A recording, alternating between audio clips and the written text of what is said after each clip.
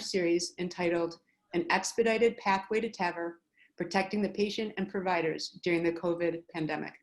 This series has been generously funded by Edwards Lifesciences with an education grant. All 4 webinars in the series will be moderated by Dr. Iyer, and each will highlight the best practices that each center, all participants in the Edwards Benchmark program, have used to address the challenges posed by the COVID-19 pandemic.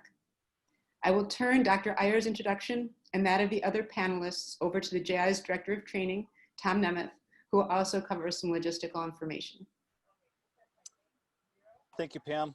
Just to get started, we would like everybody to keep in mind this is meant to be as interactive of a webinar as possible. So if you have any questions, please use the chat feature that's located at the bottom of the Zoom window.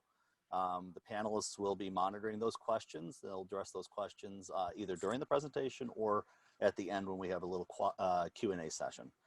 So please keep the questions coming. We want this to be interactive and make sure that we answer any questions that you may have. The other thing I want to let everybody know is that we are recording this, so we will be able to share this at a later date. If anybody else wants to watch it, we'll be posting it through social media channels, and we'll have a link available to people to be able to view the webinar at a later date. Having said that, I'd like to introduce our panelists for today. Dr. Vijay Iyer is the Director of Structural Heart Interventions at Kaleida Health in Buffalo, New York. He's an interventional cardiologist specializing in structural heart interventions. His clinical practice includes general cardiology, interventional cardiology, and complex valvular heart diseases. He directs the Complex Valve Clinic at Buffalo General Medical Center and operates at the Gates Vascular Institute, a vascular hospital within the Kaleida Health Network. Our second panelist is Dr. Rose Hansen. She's the Structural Heart Coordinator and Valve Clinic Coordinator at Gates Vascular Institute. Rose holds both a Doctor of Nursing Practice and an Adult Nurse Practitioner degree from Damon College in Buffalo, New York. She's been the Valve Clinic Coordinator since 2011, and prior to this role, she was a cath lab nurse for 15 years. Our third panelist is Lori Mariano. She's the Senior Director of Cardiovascular and Imaging Services at Buffalo General Medical Center, the Gates Vascular Institute, and the John R. Oshai Children's Hospital. She has a background in imaging, holds a master's degree in leadership and change from Damon College. The Gates Vascular Institute sees more strokes than any other hospital in New York State and more STEMIs and TAVRs than anyone in the region. The unique cath lab structure of the GVI has been described as the cath lab of the future, featuring 15 cath labs in one location, blending cardiac cath, EP, neuro, endovascular, vascular, interventional radiology into one area and department. Having said that, I'm going to turn it over to Dr. Iyer to go ahead and get us started. I'm just going to say one more thing. If everybody can please fill out the survey at the end. It's really important for us to hear from you what you would like covered, what wasn't covered, that kind of thing. So that will come right up on the screen at the end of the webinar. Thanks.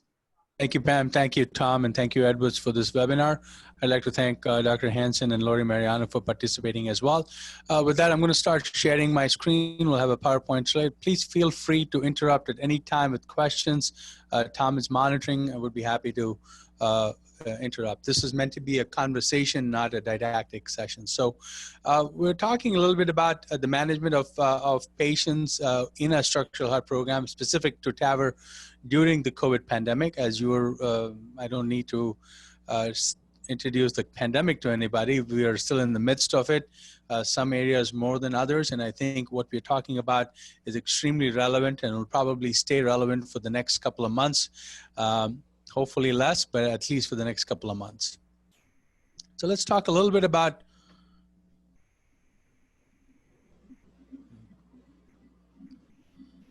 let's see if we can actually move my slides here a little bit.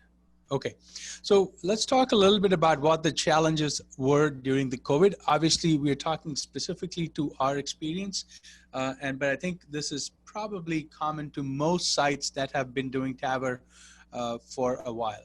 So our goals or challenges during COVID were primarily related to maintaining volumes within the structural heart program. We wanted to maintain our volumes while maintaining a safe environment for patients and providers. New York State, and Lori will talk a little bit about this more, had some fairly strict and specific guidelines about what procedures could and could not be done during COVID, and how how the decisions were made, and we will be happy to talk about how we made those decisions. I think it's extremely important, as we realized very soon, that our ability to do procedures did not equate to patients showing up into the hospital. So we had to instill confidence in patients about the safety during procedures, during their stay in the hospital. We had to do all of this while maintaining our excellent outcomes and not giving up on any of the quality metrics that are near and dear to us. This is a position paper that was published in Circulation, looking at risk stratification for patients undergoing TAVR in the COVID era. Obviously, patients who presented with emergent cardiogenic shock or acute refractory heart failure were emergent, and they needed to have these procedures done immediately. For those patients who had recent or recurrent heart failure hospitalizations, recent or recurrent exertional syncope, as well as those patients who had very severe aortic stenosis, meaning a mean gradient in excess of 50 millimeters of mercury, velocities more than 4.5 meters per second, or a valve area less than 0.75 centimeters square. These patients we also felt were urgent and needed to be done soon. And lastly, with the more elective patients who are chronic angina, chest pain, chronic fatigue, limitation of functional capacity, or truly asymptomatic patients, these patients at the peak of COVID were triaged to be done at a later date. But this is not a one-time assessment. I think it's extremely important, and Rose will talk about this in a second, about how you stay in touch with your patients to continuously risk stratify these patients so that those patients who you evaluated as being elective were not becoming more urgent as we were waiting for them to have their valve replacement. So we'll talk briefly about the TAVR workup, and Rose will dwell upon this a little bit more. On the left, I have what we used to do in our pre-COVID era. Every patient who was referred into the valve clinic had an in-person visit. They had an echo, a carotid Doppler, PFTs, CTA, and a cath. For those patients who were 90 years or older and had recent caths, we were not doing caths, but for most others, we were doing a cardiac cath. They would often have a return visit to discuss the procedure options, sometimes talk about trials, and then they would get scheduled. Procedure schedule would be usually within 30 days of initial contact. The procedure would be performed, and patients would typically be discharged within 24 to 48 hours.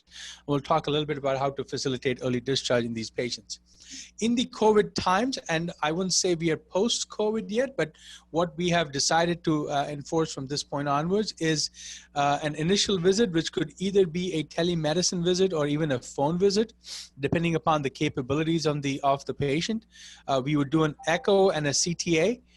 We would do another telemedicine or phone visit to talk about the findings of the testing, and procedure scheduling, including COVID testing, would be performed. All patients in New York State are required to have a COVID test before they have any procedures in the hospital now. The procedure would be performed, and many of these patients were discharged same day or next day. And we'll talk about what facilitates same day or next day discharge. And to provide a little context about the same day and next day discharge, about 2015, we started to go to a more minimalist approach to transcatheter valve replacement. With that, we eliminated general anesthesia in 2015. We eliminated separate arterial lines dedicated for anesthesia in 2015. In 2016, we eliminated Foley catheters for men, and we started using gel foam and thrombin packing after we deployed the percloses. And in 2017, we added a second lab. We developed a dedicated post-anesthesia care unit for these patients who were coming out of the cath lab. We completely eliminated ICU stays and had a dedicated surgeon day, meaning the surgeons would be in the lab all day so that they were not bouncing between cases, which facilitated our ability to go through 6 to 7 cases in one day. We were part of Edwards to do the benchmark minimalist approach TAVR program, or the benchmark program.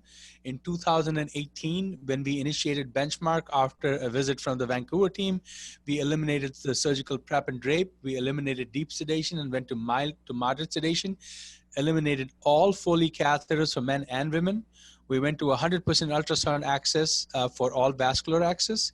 We eliminated BAVs except in those patients who had very severe valves, or we felt that technically we needed to do the BAV. We went to a half or 1/3 reversal of heparin, the use of protamine before pulling the sheath out and groin closure. We went to gel foam packing for all TAVR access sites, and Rose will talk a little bit more about that. It costs about $40 to have gel foam and thrombin, and it really minimizes the post sheath removal bruising and oozing. We went to a protocol where we would remove temporary pacemakers in the lab, and we have a conduction protocol for this. Essentially, if the patient did not develop complete heart block or did not develop any significant PR prolongation with a new bundle branch block, pacemakers were removed. If pacemakers were necessary, those patients would go to the ICU with overnight monitoring. If the patient did not need a pacemaker, they would go to the PACU and from there to the rooms and facilitated discharge the next day. Early ambulation is key to this program, and patients would be ambulated between 4 to 6 hours after returning to their ambulatory care rooms. These were the results of our minimalist approach. You can see between all the different categories that we were monitoring, we went from deep sedation to moderate sedation. Light sedation became pretty much the norm for most of our patients. Our length of stay reduced to 1.8 days, and our most recent length of stay for the last 3 quarters is only 1 day.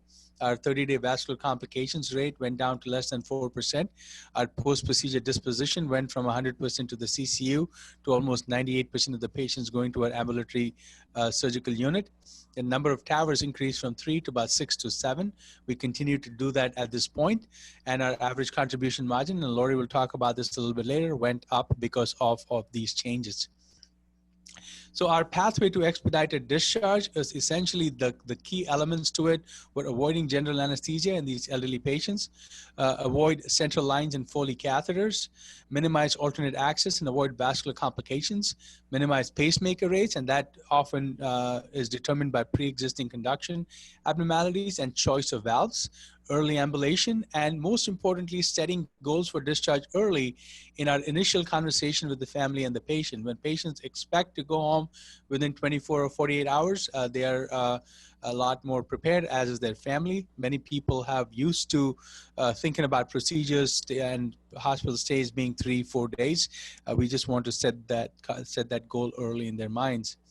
With that, I'll stop, and I'm going to turn it over to Rose Hansen, who's going to talk a little bit about the process that we went through in terms of assessing these patients, the flow of patients through the valve clinic, and how are we managing their not only triage, but also staying in touch with these patients. With that, I'll stop, and Rose, you're up. Dr. Iyer, there was a question that came up during your talk that I just wanted to get in front of. Somebody asked about same-day discharge and was there a penalty for that or less reimbursement? And the answer is no, we were fully reimbursed for the same-day discharge patients. I think this is an evolving area. As you know, TAVR by Medicare designation is an inpatient procedure. So whether you keep them overnight or not, it is designated as an inpatient procedure. Now, if we start to do a lot of same day or next day discharge, obviously over time, there may be a reconfiguration, which typically happens, but that's something at this point, there is no penalty for early discharge.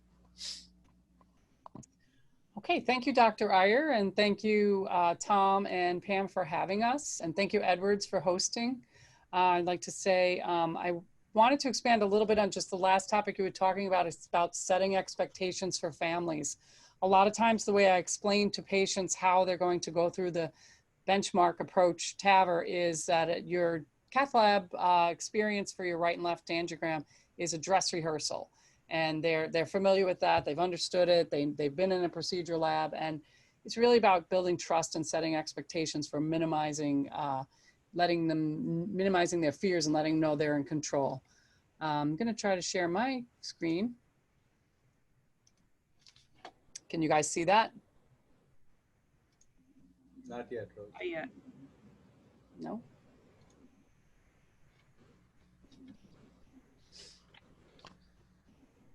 I don't know why you can't see it. I'm sharing it.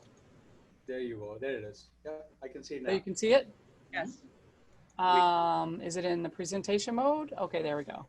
You can see that?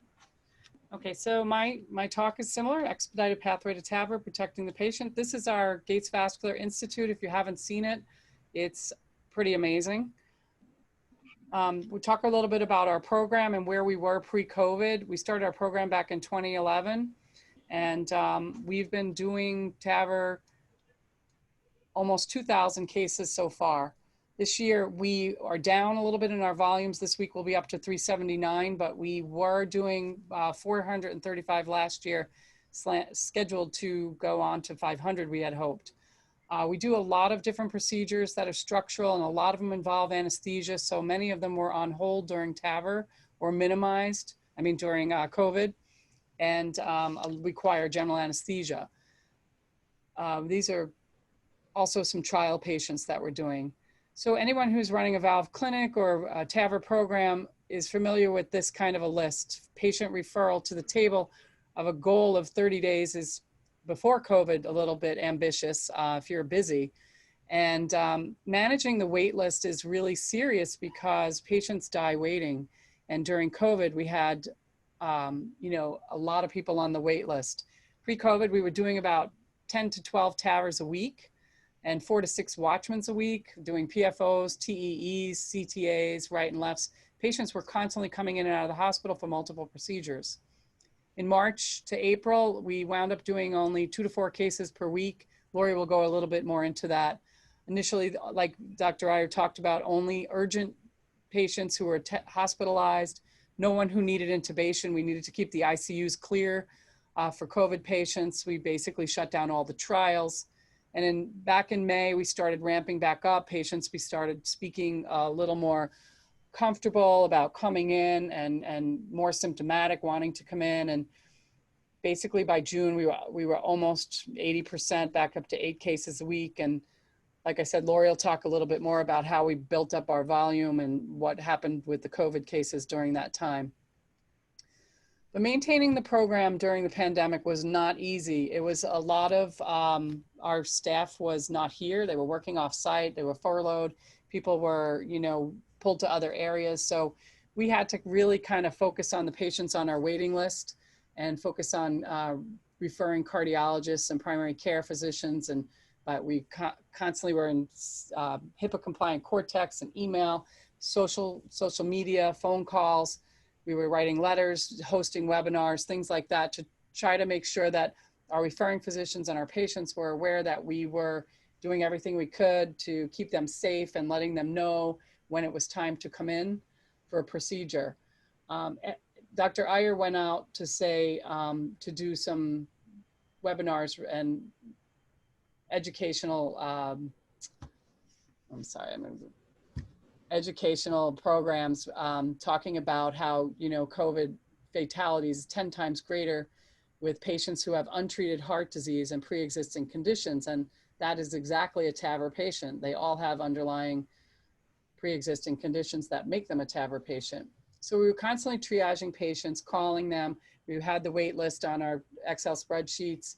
We would communicate back and forth through EMR. That way we weren't, when someone was working from home. We were encouraging patients who were decompensating or having more symptoms. We would reach with their family to make sure they were keeping an eye on them to know what symptoms to look for. Anyone who couldn't wait 2 months was done urgently. Rose, could you talk a little bit about the clinic process and how did you look at the list and triage patients as to those who absolutely needed to come in for a visit versus those that you could do over a phone or a telemedicine visit, especially since many primary care doctors were closed during this time and we were sort of the only portal for these patients? Yeah, it was really interesting because a lot of our patients couldn't get through to their primaries. They were only seeing phone visits. We actually allowed most of our patients to come in and see us if they were willing. Anyone who was willing, we would see them in person, and they would come in, they'd get screened at the door for temperature and symptoms. They would come to the clinic in their mask. We would be wearing masks. We would wear PPE if we were doing a pre-op testing of either a PFT or MRSA screen or a COVID screen. The staff would be wearing, full PPE so they would not be exposed or spreading anything. So we would basically essentially assess the patient based on symptoms. If their symptoms were progressing to the point where they were so short of breath, fatigued, swelling was a big one. If they were having peripheral edema or syncope, they were urgent.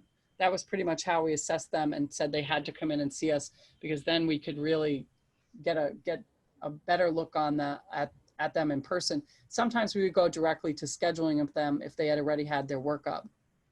Could you talk a little bit about the clinic itself, the clinic space, and what you did to make sure there was not a lot of interaction between different patients, sort of the waiting room and not having Yeah, anybody so waiting? we normally are pretty booked. We usually have 3 patients an hour, but we really cut it back to expanding our hours and only limiting it to 2 patients an hour, 1 follow-up and 1 new patient. But we have 5 rooms and we're the only ones in our clinic. So our clinic space is dedicated just to us. So we didn't have to share it with anyone. It was 1 provider, 1 MA, 1 patient with 1 family member. We would only allow 1 family member to come in, and they were, obviously if they needed 2 because someone had to push a wheelchair, that we would let them. But it was on an individual basis, and we would assess that on the phone pre-op, pre-clinic visit on what special needs they might have. If they needed their oxygen, we make sure it's at the door. If they needed, you know, a wheelchair, we would make sure we would have that ready. And we would take them directly into the room, so there was no waiting room time. We were able to use our 5 exam rooms to spread them out so they had their own room, and then we would be terminally cleaning each room between patient. We would also leave a list at the admissions door, so we knew what family members were coming and who was escorting them. And there was a big push from New York State to limit the amount of visitors or people in the building. So a very structured way to control that. Yeah, I forgot about that, Lori. Yeah. So this was some of the social media updates that we had done. We were, you know, reaching out to patients on patient portal, on Facebook, on Twitter, on the news, on the radio. Dr. Iyer was constantly talking to them and educating. This was for staff and for patients to make sure they were understanding the urgency of not letting cardiovascular disease and aortic stenosis go untreated. I think it's important to note that, you know, and Lori will talk about this, we had a dramatic reduction in a lot of cardiovascular emergencies during this time. There were hardly any patients being admitted for non-ST elevation MIs, for ST elevation MIs, very little elective cardiac catheterization being done. So in some way, the occurrence of TAVR and the urgent patients was kind of sustaining the cath lab volume as well, in that these were really the only urgent cases being done for a period of 6 to 8 weeks. Yeah, that's true. And it also allowed for space in the cath lab. There weren't as many people around. The rooms weren't being used. We actually set up one of our cath labs as a holding room and set up our holding room for overflow ICU so we could have more COVID beds in the other hospital.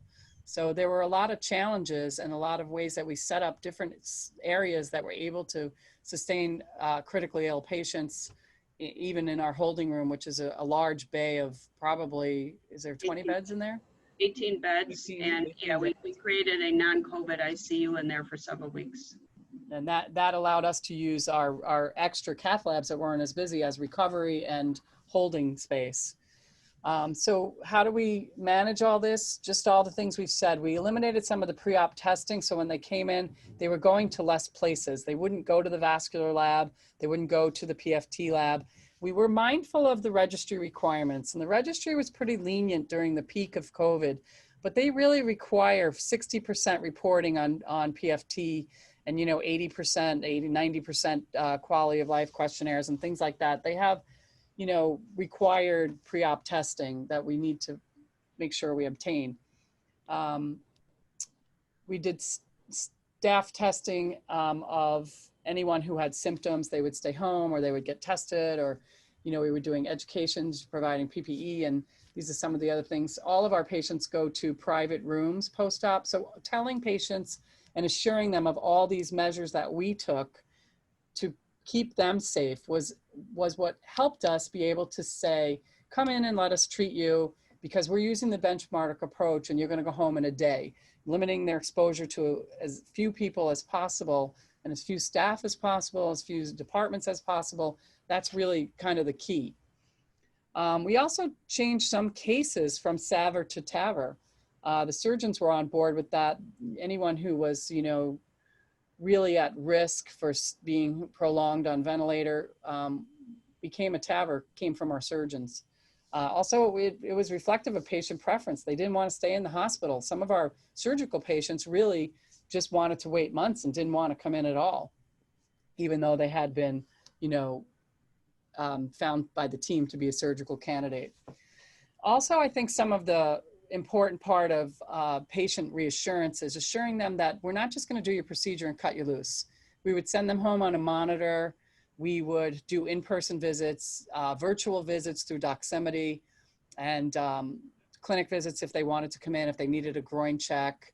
I can't express how impressed I am with gel foam and thrombin packing and the reversal of heparin on minimizing groin complications that I see post-op in the clinic. The last 2 years, I've had very few hematomas. Patients come in with a little bit of soft bruising and ecchymosis, and that's really helpful for us, knowing that they're not going to have to keep coming in and having that groin checked. The other thing that we would tell the patients who were afraid about being in the hospital without their family member, we would allow them to see their family member on an iPad, and we would make sure that they would see them immediately post-op when they weren't allowing visitors at all.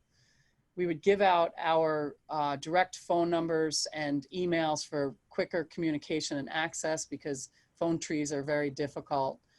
Also, our registry abstractors were working from home remotely to help promote our program. They really caught up on we're really up to date on registry now.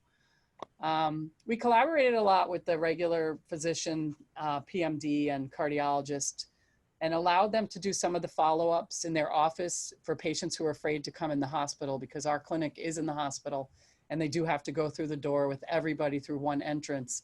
So that was sort of reassuring to them. Okay, well, I'll come back for my post-op check, but then my 30-day will be, with my doctor, or I'll do my post-op with my doctor and then come see you at 30 days.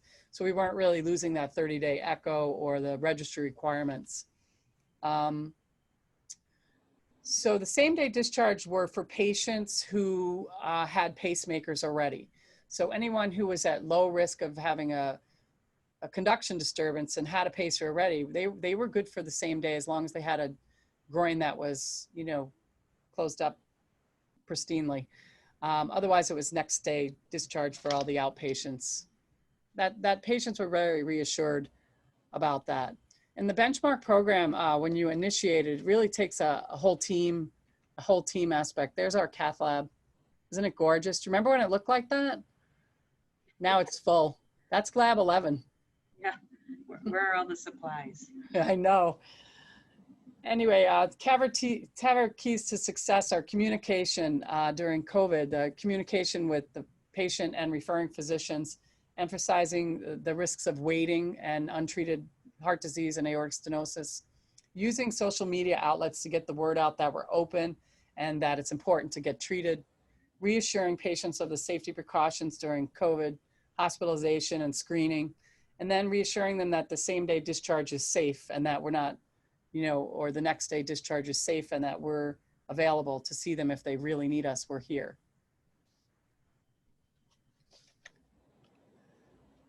Implementing benchmark approach, it can be done. And I think COVID is the momentum to really modify those historical practices that hold us back from being minimalist.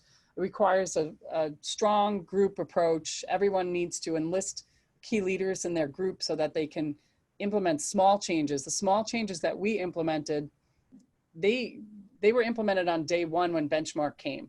But you saw it took us 3 years to get the other things started. So it's a continuing process, but it requires a culture change. And it really does, if you side on the patient preference, you'll never be wrong. That's what patients want. They want to get out.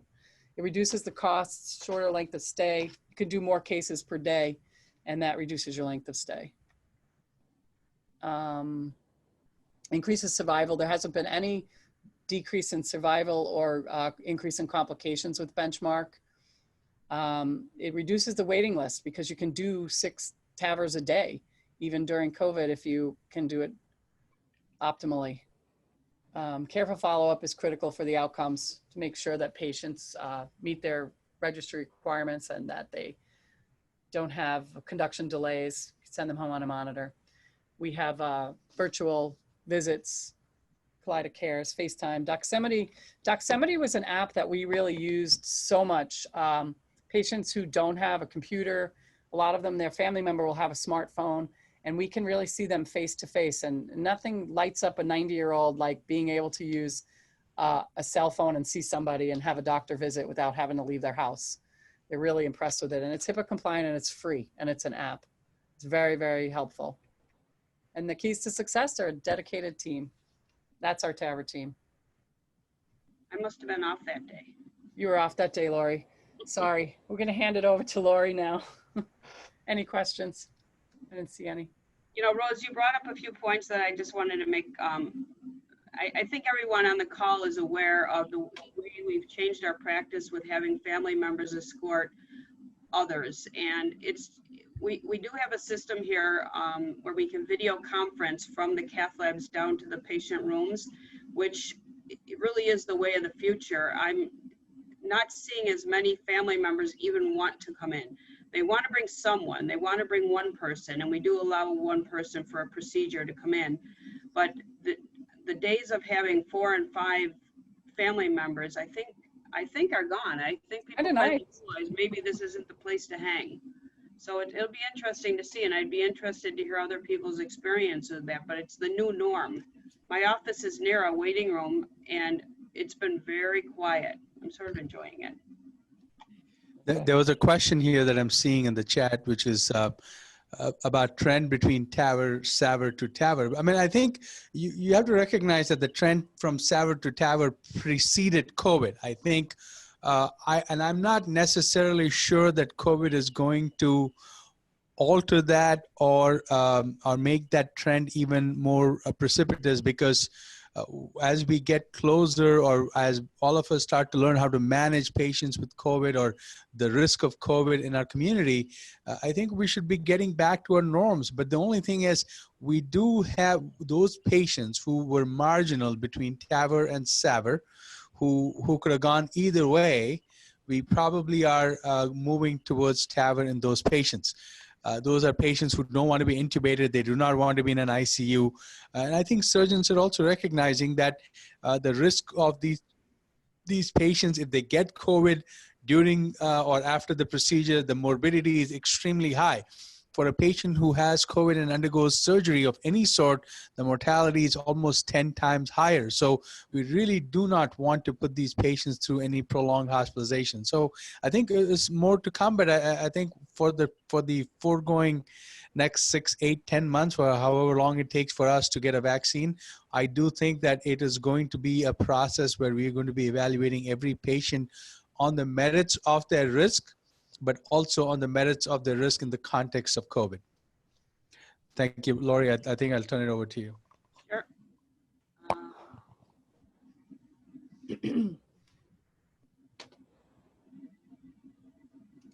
My slides up? Yes, we can see it. Okay. All righty. So what we wanted to share with you was the impact and the flow of the cases, our TAVR cases. Presenter mode, Lori. What's that? Should you go to presenter mode? Oh, you don't see my slides? I do, but I see double. Is that just me? Okay, hold on. Presentation mode, the bottom corner.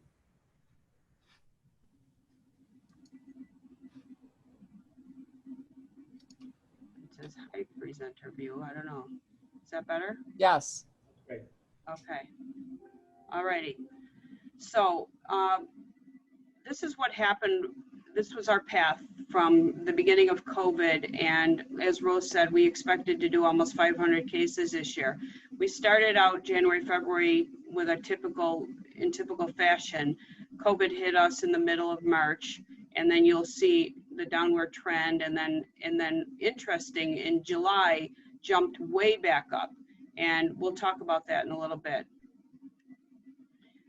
Now this demonstrates the number of COVID admissions we had in the hospital. It's a 500-bed hospital, and we started out again in March, jumped way up in April, started to trend down a little bit, and then we got really low in August, September, October. We're still really low. our lowest point, I think we had only 2 people in the hospital.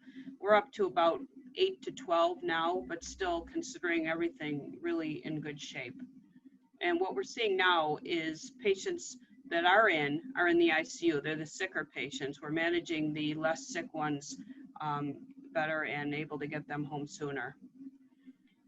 So the trend went like this: business as usual in January and February. In March, the COVID hit.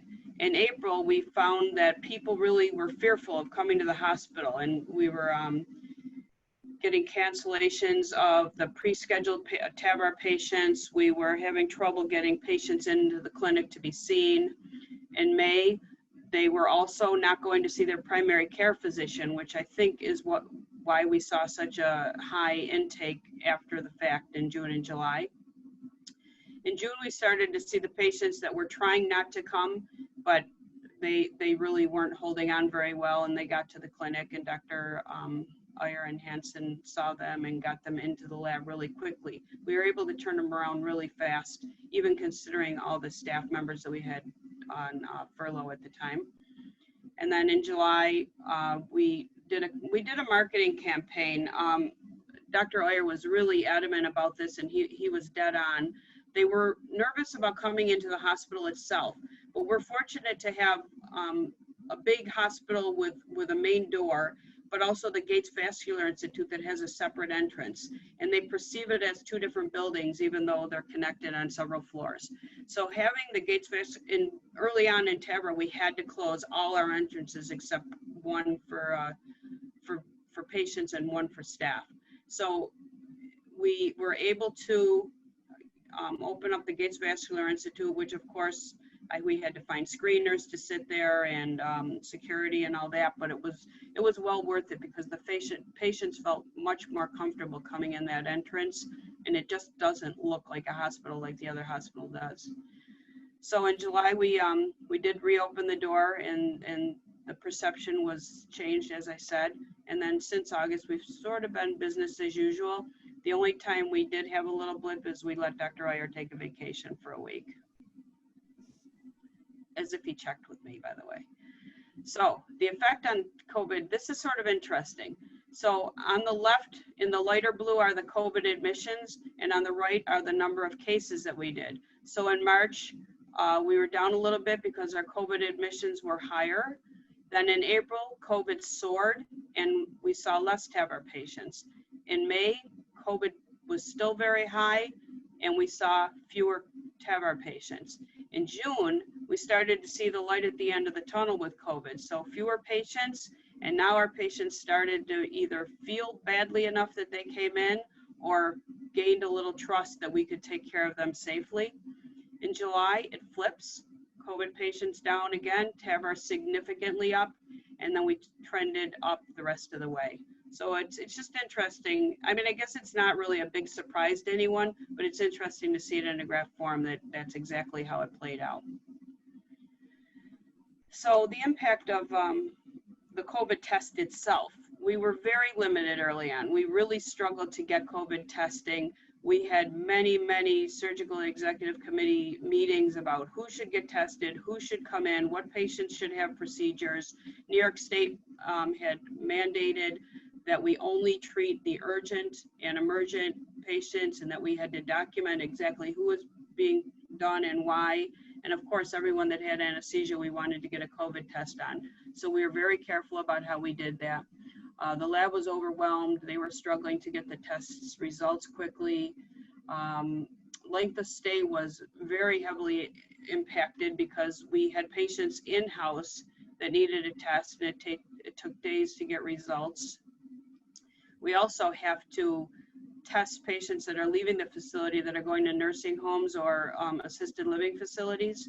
They have to have a negative test before they leave the hospital. So that's created a significant uptick in our length of stay, which is causing a bed problem. And then inpatients waited for results as well as outpatients during that whole time, unless the interventional cardiologist or the surgeon was willing to go at risk. Not for patients that needed anesthesia, that was a no-no no matter what, but if they weren't requiring, if we were doing moderate sedation and and the surgeon or interventional cardiologist felt strongly enough, we would treat them. And we just recently, just last week, acquired the Abbott ID Now test. So it's made a significant impact already. We're able to test the asymptomatic patients that either weren't able to get a test or came in quickly and needed to be, we didn't want to wait for a test. And then also it's helping us with our acute care facility patients, skilled nursing facility patients. It's allowing us to discharge them quicker. So that's been really, really helpful to us to have. Dr. Iyer, can you talk a little bit about how you dealt with the COVID positive patients in the cath lab and how your team addressed those patients? Right. So obviously, if you're COVID positive, we were not doing any transcatheter valves in those patients unless there's a dire emergency. I don't think we did a single COVID positive patient from a TAVR standpoint. But for those patients who needed a cath, one way or the other, either for a non-STEMI, STEMI, we had, and Lori can talk about, we had one designated cath lab that was meant for COVID positive patients. And essentially all the equipment, all the disposable supplies were removed out of that room to the outside room. All patients who entered that room were presumed COVID positive or were known COVID positive. All the personnel who worked in that room were working in a way that you would have one nurse outside the room and everybody else would be inside the room with full PPE, and the nurse outside the room would be passing equipment in. And that room would be cleaned terminally after each COVID positive patient, and no patient could enter into that room for at least, I believe, 45 minutes after the final clean was done. So that lab, which quote unquote our COVID positive lab, allowed us to do some of these patients. And I think we did probably close to 25 or 30 patients who were COVID positive in that March, April, May duration. And we continue to do some patients who are COVID positive now. They are smaller and less frequent, but that lab is still available to us as a COVID positive only cath lab. Fortunate to have 15 labs here, but we have 4 specialties that utilize them. We have neuroendovascular, interventional radiology, vascular, EP, and cardiac cath, which encompasses our structural heart program. And each one of those specialties has a COVID room. So we've taken those rooms offline just for that use, and it's been a satisfier and a safety issue that everybody feels good about. So that some of the issues with how safe are we are the number of positive cases at pre-screen. We have caught a couple. I know, Rose, you shared that we did have one COVID positive TAVR patient, but we weren't aware of it pre-procedure, correct? Right. So we've caught a few with pre-screening. And, you know, if they are positive, we just delay them a couple of weeks. I'm pretty sure that patient was an inpatient that was tested, but then tested positive later. Yeah. And, you know, there's always the issue of false negatives and false positives right. We're still dealing with. On our own team, we had a few staff test positive early on, and there's been a smattering of them as we go along. One of our surgeons and a couple of interventional cardiologists were positive. We did lose one staff member in the hospital, not in this department. He worked in radiology, but unfortunately, he did succumb to COVID early on. This was in March. We've had no negative outcomes affecting our TAVR patients. And some patients just succumbed because of the delay in care. They just didn't come in and weren't able to survive without the procedure and weren't willing to come in to the hospital and take the chance. Waitlist management is a real problem normally. COVID just exacerbated it. I think that's why we saw the big jump in July, all those patients that had been on hold that finally couldn't wait anymore. Yep. I think in July, we probably did more TAVR than almost every other center in the country, simply because we were able to resume cases. We had a huge backlog, and I think patients felt comfortable and safe enough to come in and have their procedures done. I mean, I think that was a unique month for us, and we were busy. We were ready for that uptake, but it is something that speaks to the backlog of cases. And to be fair, even now, there are a small number of patients who we have screened and we continue to triage on a weekly basis who are either reluctant to come in or we feel that it is safer to keep them out. These are people with immunodeficiencies, et cetera, that we want to wait or they want to wait and they don't want to come in. So it's not, this is a problem that we haven't completely solved. We continue to focus on these patients and try to instill in them the need for them to continue to be cared for and come in if they absolutely need to, so we can fix their valves, or if they're willing to do it now. I think those are patients that continues to be a challenge and we need to keep talking with them. Dr. Iyer, how about the community physicians? Are they seeing patients regularly enough now that you're getting referrals from them? I think so. I think the other thing that happened between February and May and June was that there was a huge decline in the number of patients who were being evaluated by primary care physicians, new patients. That obviously led to fewer cardiology referrals, and there were fewer cardiologists seeing patients in-house. And even if they were seeing them on telemedicine visits, they were not getting echocardiograms. So many of these aortic stenosis patients who normally within a primary care physician detecting their aortic stenosis to being referred to a cardiologist to being seen with us, which I would say normally is a 2 to 6 week process, was now a 3 to 4 month process, because those patients who were initially referred in February were probably not getting their echocardiograms done by their cardiologist till June. So that has reversed. We are most of our outpatient community practices are up to 95 to 98% of their pre-COVID capacity in terms of what they're seeing. Obviously, patients, there are still a lot of limitations in terms of most of these ambulatory practices as to how many patients they can see, how patients are being screened. So we are not back. I would say my perception is that we are not back to 100% of volume, but we are very close. And Rose, the backlog in the clinic, how big is that right now? Or are you back to normal with that? We always have a waiting list, but we're getting through it, and we have a lot of trials which are all up and running again. So that kind of slows things down a little bit, as far as referral to implant, because we have to wait to submit cases. But I think we have, we're getting an average of 20 referrals a week, I think. You think, Vijay? About 20?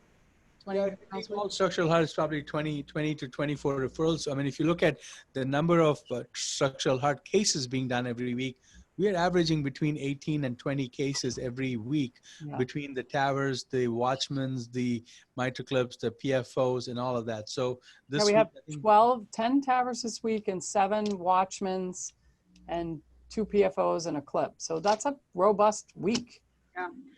Yeah, it just makes me think, I have just friends outside that are still trying not to leave the home. It's incredible.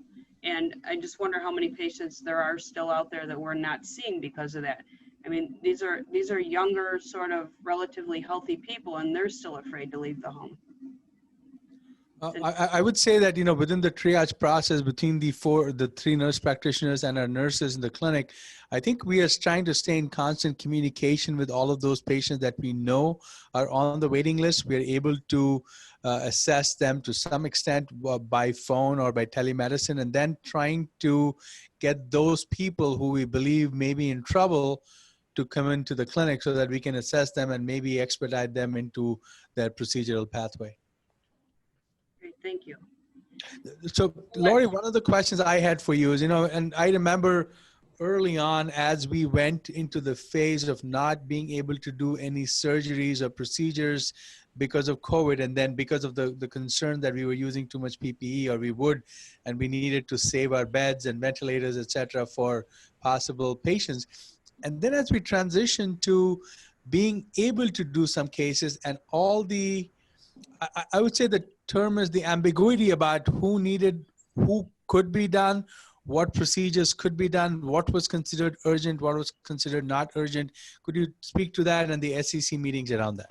Oh, it was honestly very frustrating because there was a lot of opinions. So New York State, I don't remember the details, but New York State had an opinion on what types of patients could be done.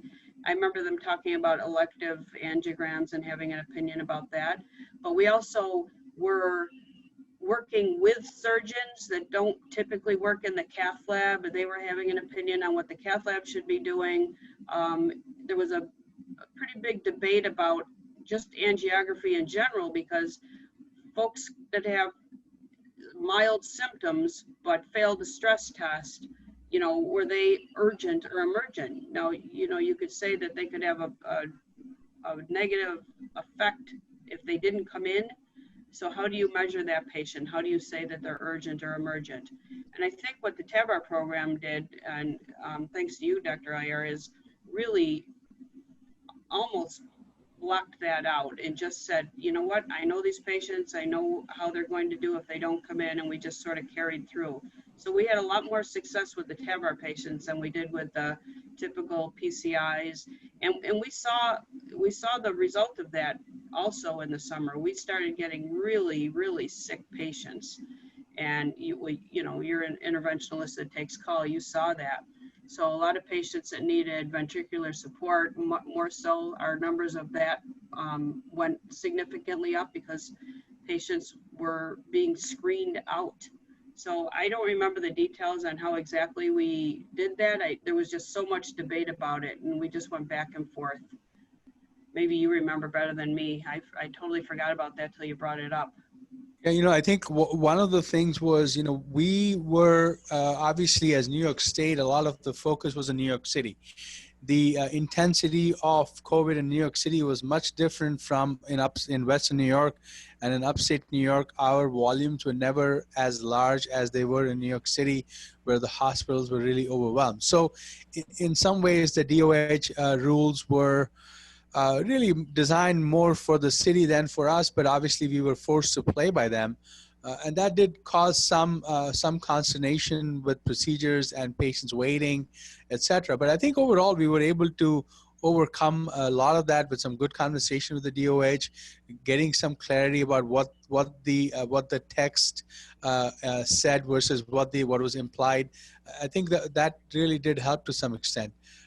Rose, I see a question on chat which says, Yeah, how was yeah, your, yep, did you see it? So would you want to address that? How has your patient education changed? During COVID, was information provided to patients in writing, online, by text or email, or were all the pre-op and post-op instructions verbal? If anyone came in, they get the usual packet. We have a packet of educational. It's a pre-op for right and left, the instructions, a pre-op for TAVR instructions, one sheet, very simple, with a phone number, telling them exactly what they need. But we also have those in a PDF form. And we have some Google Docs on our website where they can go down and download them. So anyone who's savvy or has a grandkid that's savvy, they can always, you know, access our information online on our website. And we also hand it to them in person, but it's always a constant telephone call, grab a pen, write this down, you know, and they were very good at that, you know, especially the teachers and the engineers, they're always writing something down. So, you know, it didn't change much other than to just with the reassurance that we were doing everything to keep them safe and how important it was for them to get treated urgently. There was a time period when we weren't allowing any family members to accompany, and it was quite a struggle. And the physicians really eventually pushed back on that because the patient was leaving without a family member hearing the instructions. You can put them on the phone, that, you know, is better than nothing, but it's so much more impactful when the family member is here and talking to the APP or the provider that was caring for them. So yeah, we did FaceTime for consultation with Dr. Iyer, or even just putting patients on speakerphone. But remember, the TAVR population is elderly. Half of them can't hear, you know, and then some of them have a little bit of dementia, or, you know, they really do need a person to accompany them, and things in writing. This is a population that wants things in writing. Yep. So this is a recent program that we put in place. So PPE has always been the concern. We've been okay for the past couple of months, but we agreed to work with Cardinal Health to put this program into place. So we have you can read through it. We have a 90-day PPE stock requirement, and Cardinal Health is guaranteeing us a 90% or higher fill rate on our PPE supplies. So not knowing what's coming down the pike, we are happy to have this program. We guarantee every staff member an N95. If they want a new one every day, they get it. Some people are just really just hung up on having that, and they just feel more comfortable having that. Other people haven't used it on 95 in months. So it's nice to have this program. We're feeling good about having that as a backup plan for us. And then we talked about this a little bit earlier, but Governor Cuomo here was very strict with a phase approach in New York State. We were, Western New York was especially held back, even though we didn't have as much of a problem as New York City. We went through the phases very slowly to get through to the point where we could open restaurants. We just now opened movie theaters last week to a very limited amount of people, but there's still restrictions everywhere. Hospitals were strictly limited, as we said, to urgent and emergent procedures and surgeries. We had to prove ICU bed availability before our ban was lifted. So we had to prove, I don't think I can remember the numbers, but we had to prove that we had at least 20%, I think, of available ICU beds every day. And we just don't run like that, no matter what. We have, I think, 93 ICU beds, and we run close to 100% capacity almost all the time. So to get it to 80% was a struggle for us. But we did have additional ICUs that we opened, and eventually we were able to get there. And we haven't had any problems since. There hasn't been an ICU bed unavailable to a patient if they needed it. We got through this by documenting and redocumenting patient risk in order to continue our TAVR program. It was really important that the physicians document why that patient needed the procedure. We did not want to run into a problem where we were accused of treating patients inappropriately, and we never did. We never did treat anybody inappropriately, and the documentation was helpful. And then just an interesting note, I don't remember what month it is, but Alex Azar, the U.S. Secretary of Health and Human Services, came to the GVI to talk to our cardiologists about the impact that the delays had on our patient population. And we felt very good about him visiting. He was very personable and enjoyed the day with us and talking with Dr. Iyer and a couple of other of our cardiologists about how it impacted, how COVID restrictions impacted our patients.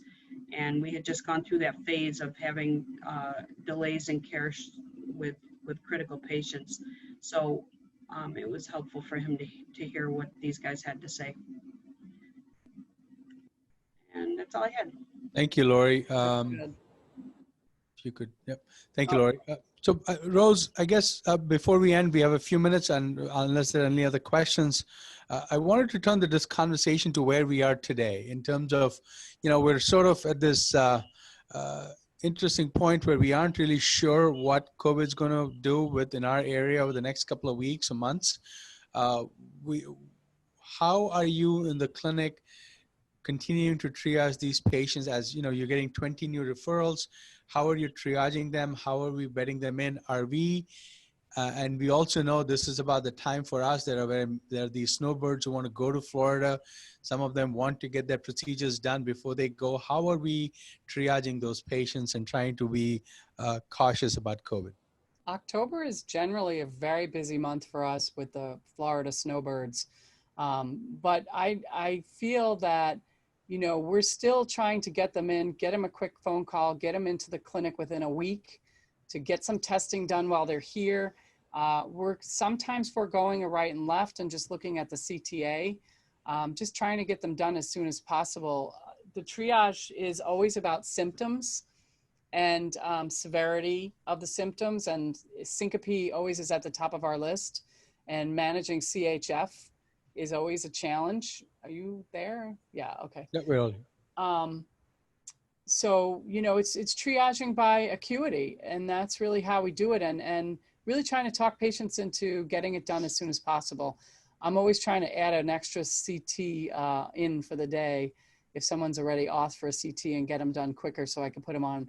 When I meet them in the clinic, if they have their testing done, I try to get them done within a week. I'm kind of pushing. Lori, from the financial aspect, have you seen any data that you have come across in the last 6 months that states what our contribution margins have gone up, down, or do you think we're pretty much unchanged? Yeah, I haven't seen anything recently, but maybe the umbrella effect, the halo effect is down a little bit from the reduced number of tests we did for a while, but I think we're moving back towards that again. And all the efficiencies that we've gained through the benchmark program have offset any of that testing anyway, I think. So if I were to guess, I would say we're slightly more positive because, just better contracting. The vendors have been very forgiving of the programs that we use them for over the period when our volume was down, our volume usage programs. So I think we're probably either at the same or maybe doing even a little bit better.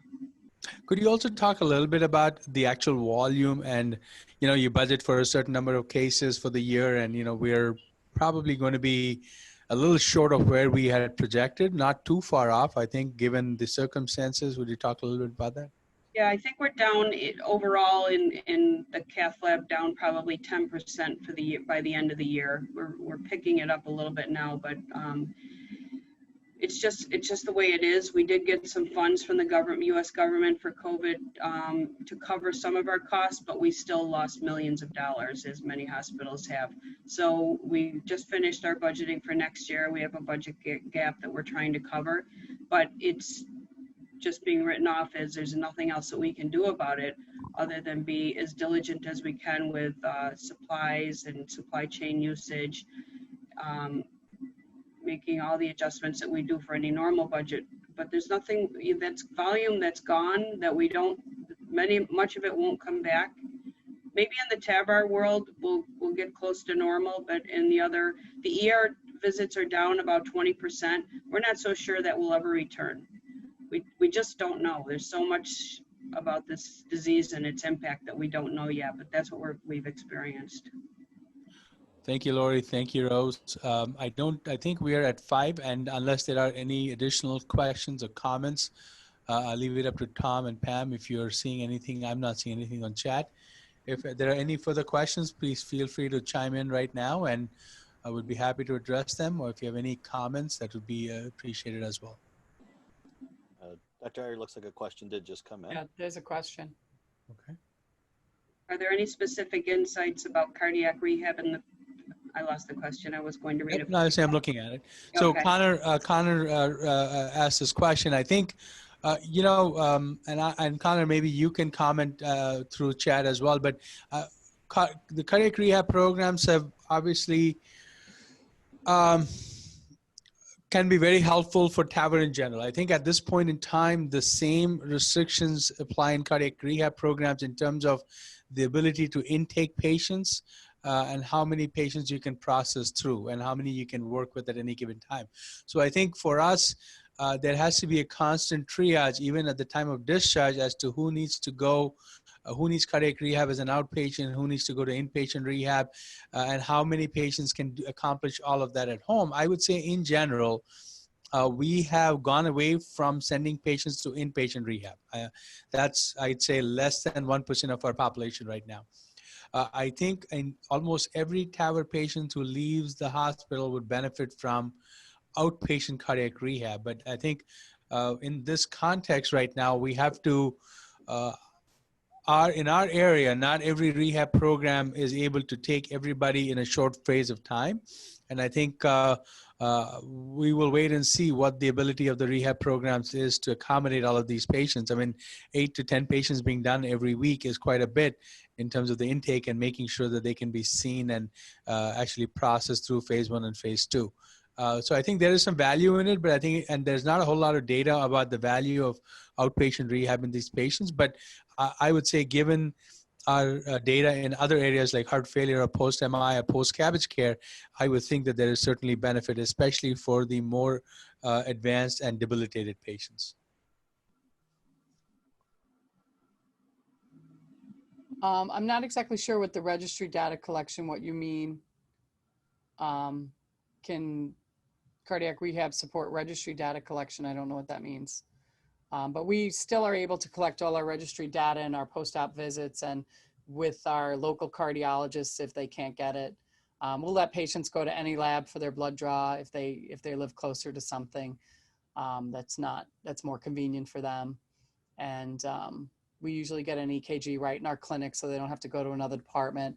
The other thing that we implemented a few years back in our clinic is we have several rooms in our clinic, and one of them is a dedicated echo room. It's able to plug in and transmit the echo. So the echo tech comes to our clinic on Fridays, and when the patient gets on the cart for an echo, we grab an EKG, and they don't have to go to multiple departments or see anyone else. It's really decreased their visits around the hospital. I think we're going to see a lot of that going forward. We just don't want people going places anymore.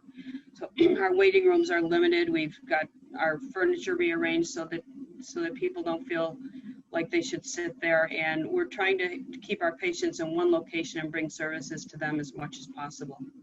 I think also the push to telemedicine and our really, we flipped on a dime when it comes to telemedicine in terms of reimbursement, and you saw everybody adapt to telemedicine and remote visits. I think we are just starting to scratch the surface of how many of the services we have offered in person can actually be offered remotely. And I think we're just starting to scratch the surface of that. Some of the billing components are starting to catch up. And I would say there's a lot that we are learning about managing our patients, the way we triage them, the way we deal with them in clinics, or we deal with them in their post-procedure visits. I think this is going to be an interesting and evolving phase. And I think for us within the TAVR world, a lot of our post visits and during TAVR were being done on telemedicine. And I think that's a unique thing where you're seeing somebody's groin on a telemedicine visit, and how well can you assess it. So patients starting to learn about taking their blood pressure and pulse and reporting it to you. So I think both from the patient side and from our side, there's a lot of a lot of learning that's going on because of our experience right now with telemedicine and remote visits. It's a really good point. Patients have a better awareness now of their own symptoms, and they just don't say, well, I'll just check it when I go to the doctor. They're thinking more about themselves as a patient. But I think part of that is, I think we, from a health system standpoint, we have to be able to sustain the financial aspect of it as well. So I think at this point, while the reimbursements are in place, we're doing well. Hopefully it'll be sustained. I think that's the commitment that we heard from CMS, and that will allow us to continue to provide the care at the level that we want to, while we, I guess, declutter our offices.